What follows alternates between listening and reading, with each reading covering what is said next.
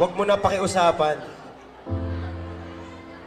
Kung saan siya masaya, ihatid mo na lang.